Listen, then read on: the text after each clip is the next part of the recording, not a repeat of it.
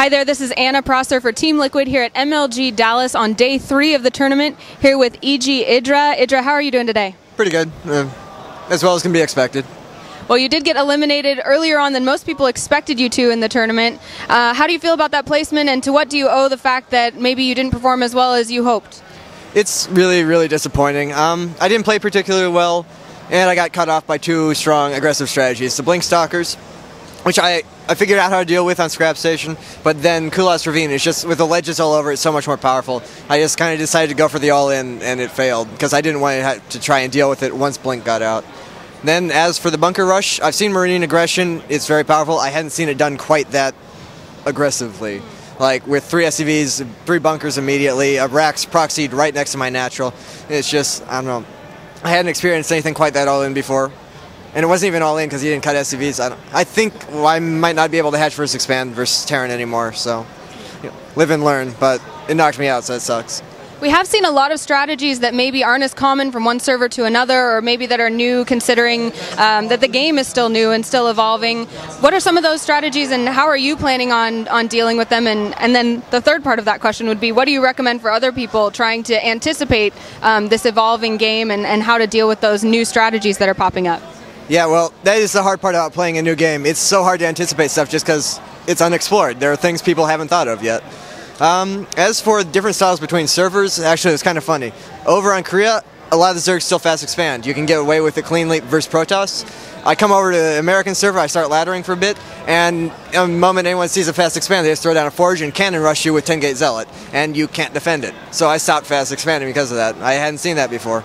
That's the kind of thing that happens, and really it just comes down to experience. Like, sometimes you'll be able to think on your feet, take something new, but most of the time you have to have seen it before and figure out something to deal with it. At least me personally. Maybe a creative player like TLO or something, he comes up with it on the fly. That's my weakness. I need to see something and figure out how to adapt to it between games. And obviously thinking on your feet is something that's hard to practice, since you have to practice being surprised, but do you have any techniques that you use for practicing for that quick thinking? Really, there's nothing short of playing against a cheesy, aggressive player, someone who will expose you to new situations. And those are few and far between amongst my friends. Like, most of the people I practice with are relatively standard and solid and, normal. And when you play on ladder, you do face cheese, but most of it's pretty generic cheese. So it doesn't prepare you for the kind of thing that Nazgul and Select did to me. Yeah, well, you've probably done a lot of preparing with your teammates, Team EG. How do you feel about their overall performance at this tournament? Well, Machine was great. I mean, 6th was a tiny bit of a disappointment given his day 2. I thought he could have gone further. I thought he definitely had the games versus Tyler and to an extent versus TT1. He could have won both those. He made a few mistakes, but I expect big things in the future for him. He's always been a great player mechanically. He had some nerve problems. I think this is his coming out. I think he's over that, and we'll only see better from him in the future.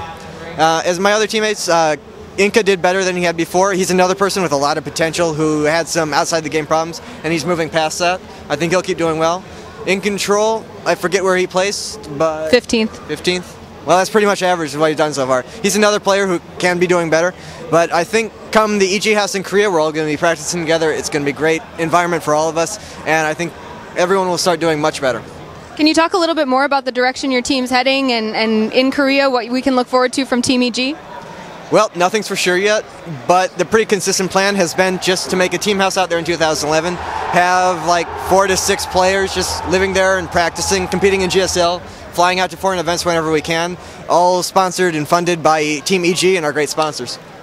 Great. Well, we're looking forward to seeing more of that. Can you tell us a little bit about your overall impressions of this tournament, the venue, the crowd, how you feel about this event as a whole?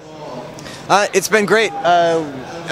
Star 2 got a lot more room and just a lot more attention than it had from MLG at the other events. We got our own room this time, so that was good. The tournament hosting has always been great within the rules. Like, the rules need to change, but the referees do a good job of keeping the tournament running and doing a good job of applying the rules that they have to work within.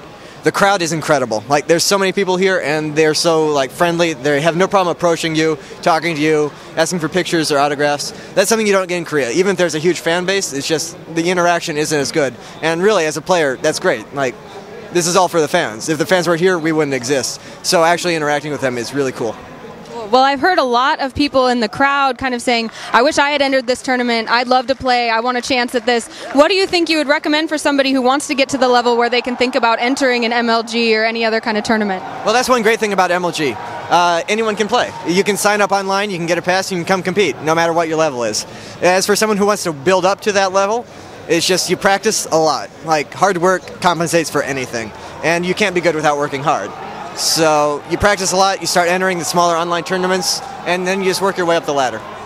Great. Well, thanks for taking the time to talk with us, share a little bit of your insight. Are there any other shout-outs you want to give before we sign off? I mentioned them earlier, but my teammates who helped me prepare for this tournament and who are great, and Team EG and all of our sponsors who are responsible for everything. They allow us to do pro gaming, because without them we'd have to do other stuff. And they also fly us out to all these events, so thank you to Intel, SteelSeries, MSI Notebook, Kingston HyperX, Bigfoot Networks, and Thermaltake. Great. Thanks, Greg. Thank you.